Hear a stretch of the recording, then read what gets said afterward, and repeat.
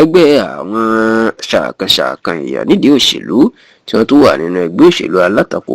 ìyẹn opposition leaders lásìkò yìí wọ́n máa ti kó ara wọn jọ wọ́n ti kó àwọn jọ lé ní èjì ẹ̀ta ẹ̀rin ẹ̀jọ títí dé 100 tó sì jẹ́ pé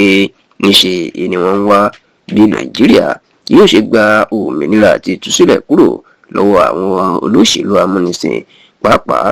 bí wọn yóò ṣe gba ìjọba lọ́wọ́ ààrẹ bọ́lá ahmed tinubu ní ọdún tó ń bọ̀ tó sì jẹ́ pé àwọn ẹgbẹ́ náà wọ́n ti bẹ̀rẹ̀ iṣẹ́ àti wàhálà lórí bí wọn yóò ṣe fa olùdíje kan ṣoṣo sílẹ̀ láti kojú ààrẹ bọ́lá ahmed tinubu ní ọdún tó ń bọ̀. Kì í ṣe ìròyìn mọ́ pé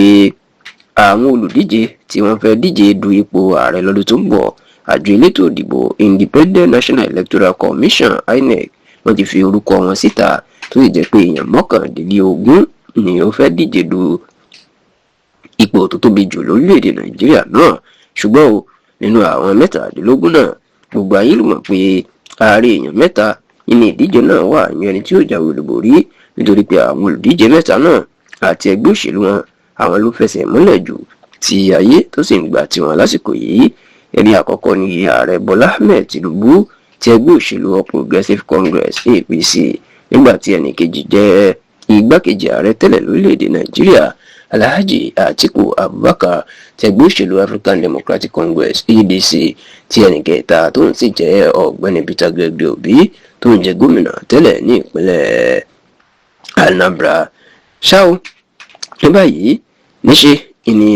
ẹgbẹ́ àwọn kan tí wọ́n ń rí sí bí nàìjíríà yóò ṣe dára tí nàìjíríà ò ní di ti ẹlẹ́sìn islam kan wọ́n ti jẹ́ kó dì í mọ̀ ọ́ wípé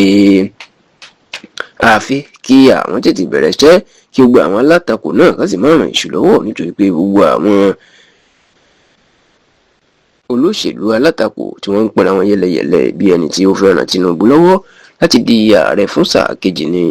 àwọn ẹgbẹ́ tí wọ́n ń pera wọn ní G100 wọ́n sọ̀rọ̀ yìí nínú lẹ́tà àti àpilẹ̀kọ tó fi síta ìpè the doctrine of a necessary democratic opposition èyí tí àwọn aṣíwájú ẹgbẹ́ náà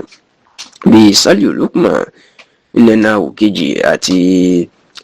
ọ̀jọ̀gbọ́n Anthony Killer tí wọ́n wà nínú ẹ̀ ènìyàn wọn ti jẹ́ kó di mọ̀ wípé ní orí ọ̀rọ̀ bí ọ̀rọ̀ ìṣeré yìí tí gbogbo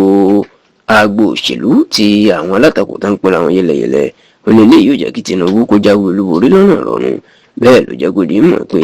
bí